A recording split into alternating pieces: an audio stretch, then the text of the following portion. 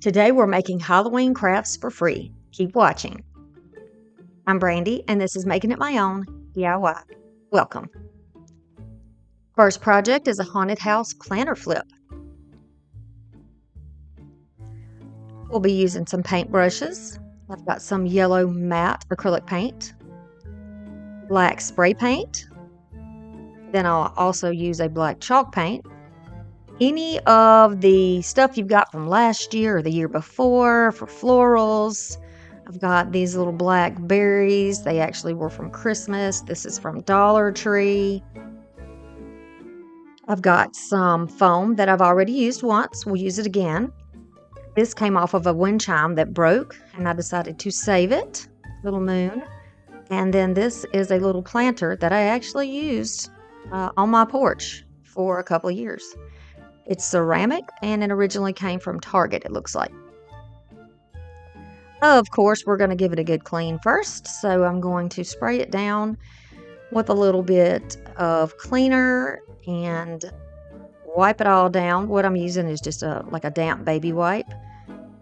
I'm going to clean that all up. You can also put it in the sink and wash it. You know, these ceramic things can be washed in the sink, but this is how we do it when we craft over here at my house. Yeah, sometimes we do things the more difficult way. Then I'm going to take a towel and I'm going to dry it all off. Make sure there's no residue on there. You don't want any oils on it. I'll take this out and spray paint it black and let it sit in the sun.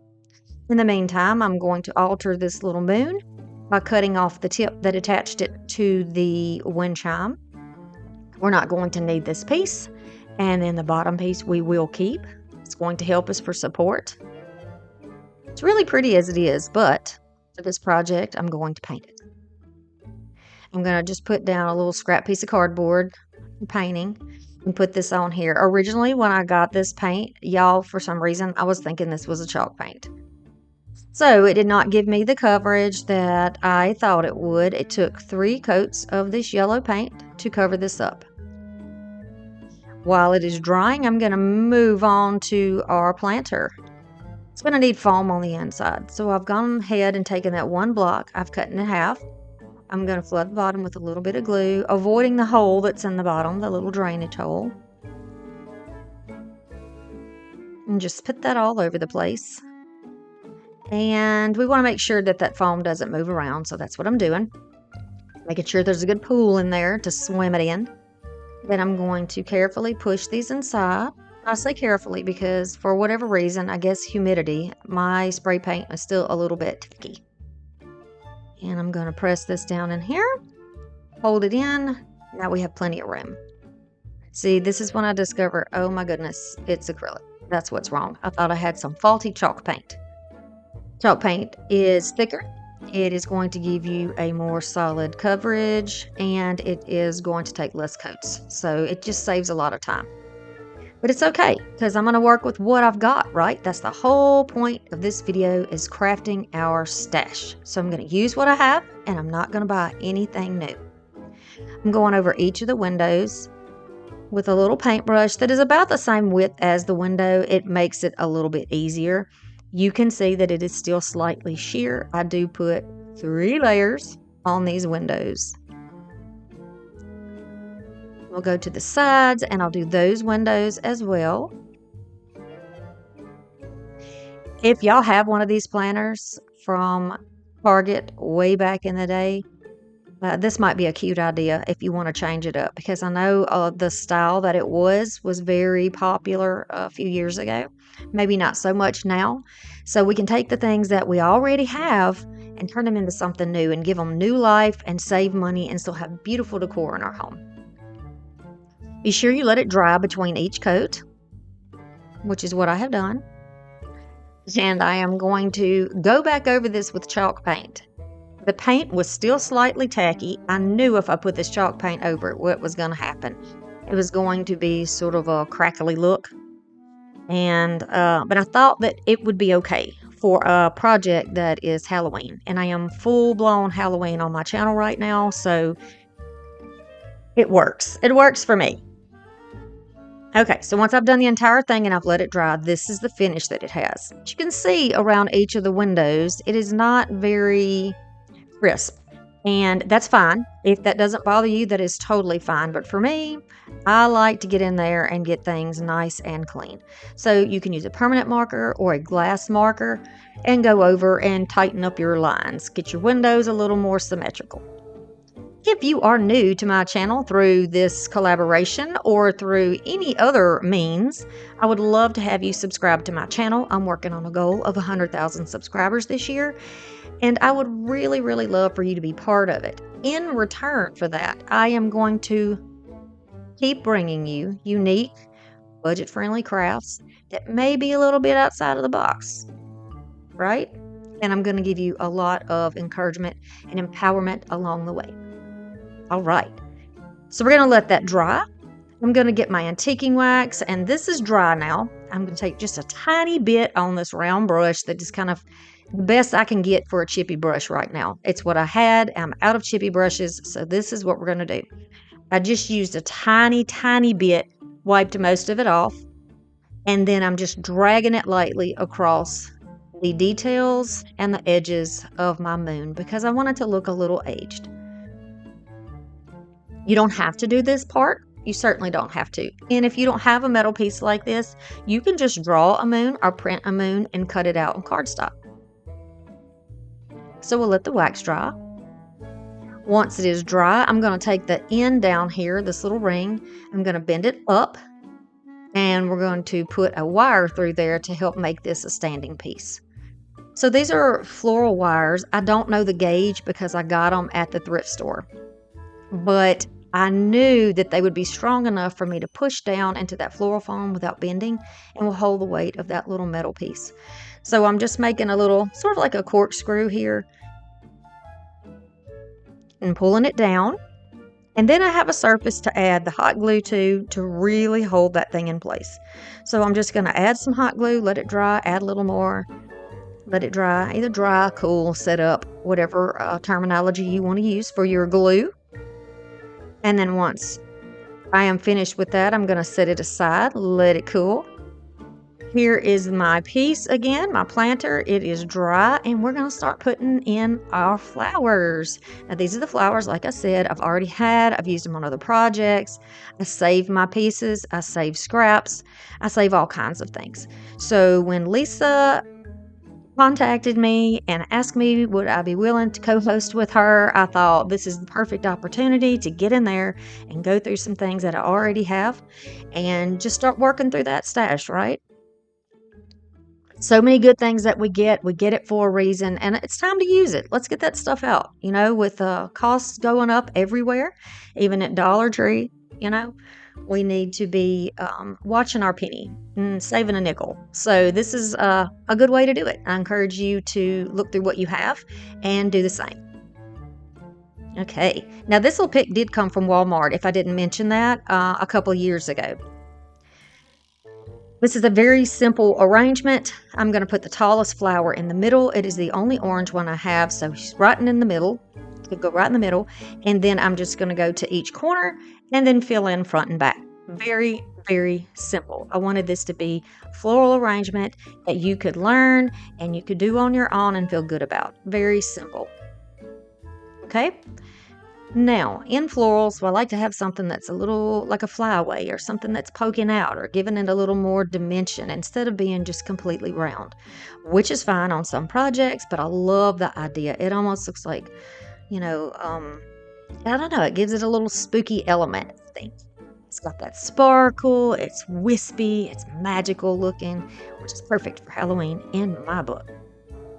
So I just put those across the top, simple, 1, 2, 3, 4, right across the top. Nice. Look at it from all angles. Decide what you can do next. I'm going to pull that pick apart over there, and that did come from Hobby Lobby when I did get it. It was like a after Christmas clearance or something. And I thought they would be great for Halloween, and they work great here. They are already on wires, and I'm just going to pull those out into pieces and put one on each side and one on each front corner. And this is how she is going to look. Now, if you don't want to add the moon or you don't have something like that to put in the top, you certainly don't have to. But if you do, this is how we're going to do it. I'm going to push it right in the top. Push, push. And if yours kind of rotates around in there when you put it down, just add a little hot glue in before you put it into the foam, and it will hold it in place. And this is how this project is going to look once it's complete. I did not have to buy anything for this project. Not a thing. I already had it, so this was completely free for me. If you like florals, or you think you might want to get into florals, this is a really easy one to start with. Very nice. I love how the windows look lit. I didn't want to do the door because I wanted it to look like the door was shut, you know? So I just left the door closed, and I didn't paint that part. This is a collaboration with Lisa from Crafting My Best Life with Lisa. I hope that you check out the description box below to watch everybody else who's joined us. The next is a framed sugar skull. I'm going to use some ink black paint, a thin and a thicker paintbrush, a decal from Dollar Tree. Love it. I found it off season and decided I would keep the little sugar skull. This is a frame I have had since my youngest child was very little. It was in her room. She no longer does pink, so I've taken this out and decided to give it a good old flip.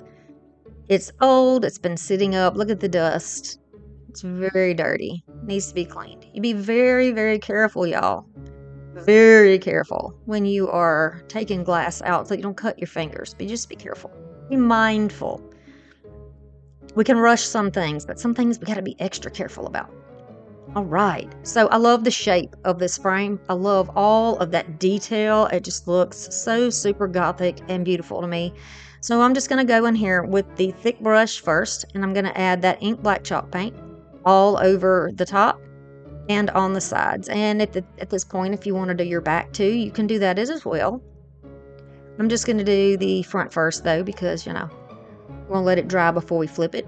The thinner brush is to go down in each of the cracks there to cover up all the pink that remains. I've used glass cleaner. Clean the glass. I'm going to carefully hold this glass with a towel so I don't cut my fingers and so that I can dry it. And look how much better that looks. All right, we need to cover up the backing here. I'm just going to use a scrap of cardstock that I have. And the background is completely up to you. I like the idea of the black because it makes the white from that decal pop. I'm going to use my utility knife here, and I am going to cut that off, flip it over, and just with a little bit of hot glue on the top and the bottom, we're going to put the background on. Now, if you want to, you can paint that black, but you'll still be able to see the little buttons where they attach the stand to it, and I didn't want to see that. So this just makes a nice smooth surface. Okay, then the glass goes back on top. Perfect. And there's me with no makeup. Yes. What is better for a Halloween video than that? Wahaha. Okay, so now we're going to take that sugar skull. I like to use my fingers and kind of to measure into place. So I can put my fingers against there, look at where my knuckles are, and that helps me decide where my center is going to be. The good news about these decals is if you just drop them down, they're very easy to pull back up. It's thick. It's a really thick decal, so it's kind of durable. If you drop it in the wrong spot before you press it down like this, you can lift it back up and reposition it. I'm going to use a little squeegee here and make sure that I have no bubbles and no areas of discoloration underneath, because if you don't press it all the way down, you're going to have like little opaque areas where you can see the bubbles, and I don't want that on this picture. Okay, so we're going to flip that over, flip over our decal, drop it in, take the backing, put it down, and then we'll take the little fasteners here and we'll twist those back around. Sometimes when you thrift frames, the little fasteners are broken off. You can just use hot glue or some other type of tab to hold that in place if you want to. And then now's the time I'm going to go over the back and cover it in the same black chalk paint that we used on the front. I'm just propping that up so it can dry. And then once it is dry, this is how it's going to look. Now, this is the original way. You can leave it if you like it like this. But I've decided to do a little something extra. I like to give you lots of options on my channel. I'm taking a brush that is as close to, I don't know, as a fluffy brush, I guess, but still a chippy brush. It's actually a home painting brush. A little bit of sheepskin chalk paint. I'm going to use a tiny bit. Press it up into those bristles and drag that brush sideways across all the details in that frame. And to me, this really, really makes that sugar skull pop against that black background. You can go as light or as heavy-handed as you want to. I do suggest that you start off light and then build it as you want. Otherwise, you're going to end up with something that looks mottled and gray, and everything is going to end up being the same color instead of having the depth in the background from the darker shade. Isn't that pretty? Yes. Yes. Another free project, y'all. I had every bit of this stuff in my house already. I have things, my stash is ridiculous, honestly. It is time to declutter. And in the process of decluttering, I do encourage y'all here at the season where we are really crafting in full force that if you're not going to use it, then just get rid of it. Just donate it. Somebody else will take it. Use it, change it, make it your own. That's what it's all about on this channel. I want to say thank you to my channel members whose contributions help my business keep going. And my kids and I thank you very much for it. Trick or treat charm is next. All right, so we get some pumpkin orange chalk paint. Paintbrushes, naturally. I'm going to use some Titebond Quick and Thick. I have some satin orange ribbon from Dollar Tree. And I'm going to use a wooden frame. And these are also from Dollar Tree. This little card came from a pack that I got. It's a banner pack that I got from TEMU. I'll try to add that link for you if you would like. I am an affiliate, just so you know. I'm going to clip that off. And then I'm going to use this little pouncer. I've also got these from TEMU. Y'all, these things are nuts. They are so soft and squishy like a marshmallow. And they apply the paint beautifully without you having to go into all those cracks. It is a serious time saver. Add a little bit of paint and just pounce, pounce, pounce all over this. I don't know if you could say that it is like when you do a stencil and you pounce it. I don't know. But I love it. I love it because it doesn't go into the cracks. It doesn't leave a mess for you to have to clean up in there. And it leaves the darkness from the laser cut still in there so that you don't have to go back and do any shading on the inside if you like that kind of a look. And I often like that kind of a look. Now, you saw me initially with 2 of those because I'm going to be using one at a project for a future video. So make sure you subscribe if you're interested in seeing what we do with the other one. Pounce, pounce, pounce, pounce all over. You can do this one time and get the coverage you like. You can do it twice. It's totally up to you. Dries super fast too because you're using a very small amount of paint. Now I'm going to decide how I want to place this so I can cut this out and make it fit inside of this frame.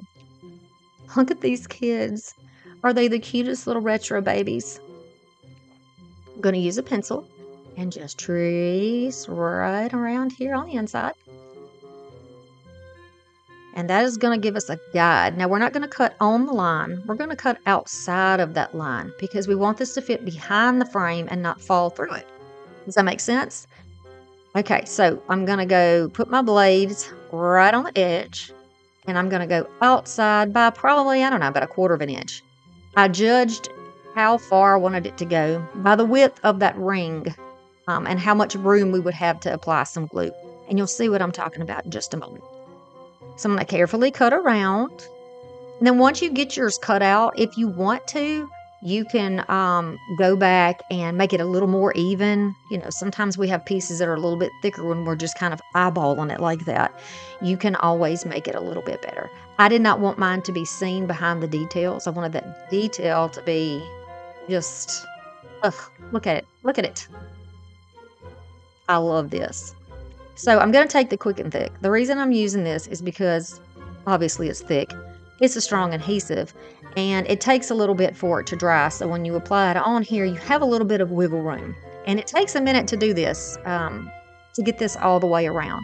Do you see what I mean about the width of that ring there, or that circle before it becomes the cutout parts? That's what I was thinking of when I was trimming that out. I hope that makes sense. It does inside of my head, but sometimes when it comes out my mouth, it doesn't. You know what I mean? You know how it goes. Okay, so we're going to go all the way around until I get back to my original starting point. And then if you get any on the inside, just wipe that off. This does dry clear, but you don't want anything like that on there. You want it to look high end. You always want your projects to look like, something special. Keep people guessing. Where'd she get that from? She made it. So I didn't get that completely lined where I wanted it. I pivoted it a little bit by holding my fingers on the back and just kind of pushing it in a circle. And then when I know exactly where I want it to be, you can press it down all the way around. It's going to hold it good in place, no problem. Then I'm going to seal the edges in any areas that I can seal the edges. Go around here and just kind of lock it in. I'm going right over the edge and right onto the wood piece. Very thin line. It doesn't take a lot, but it will lock it in place and keep it exactly where I need it to last me through the season and maybe beyond.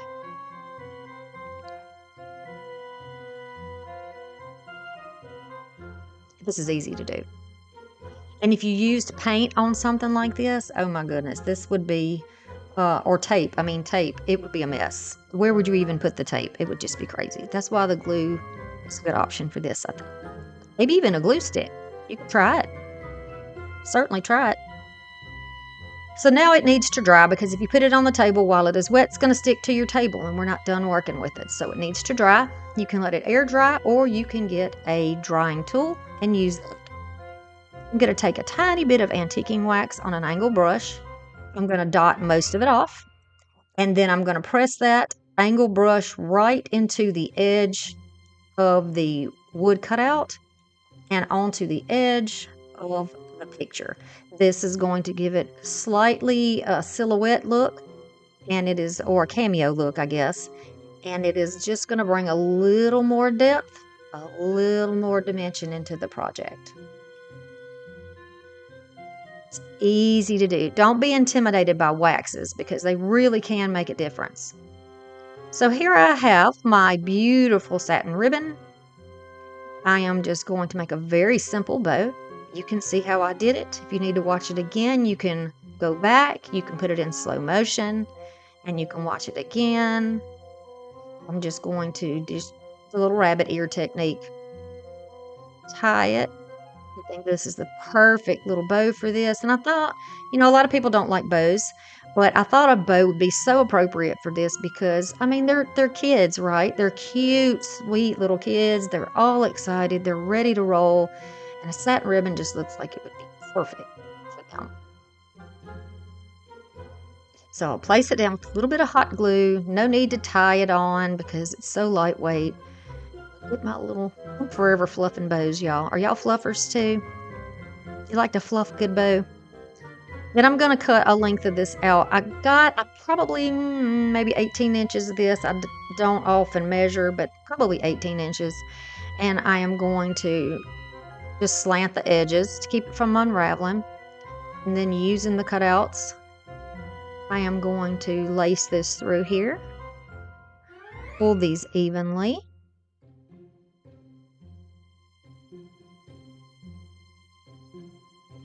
Put the tips together, line that up, and then I will flip it around here and just make one simple knot.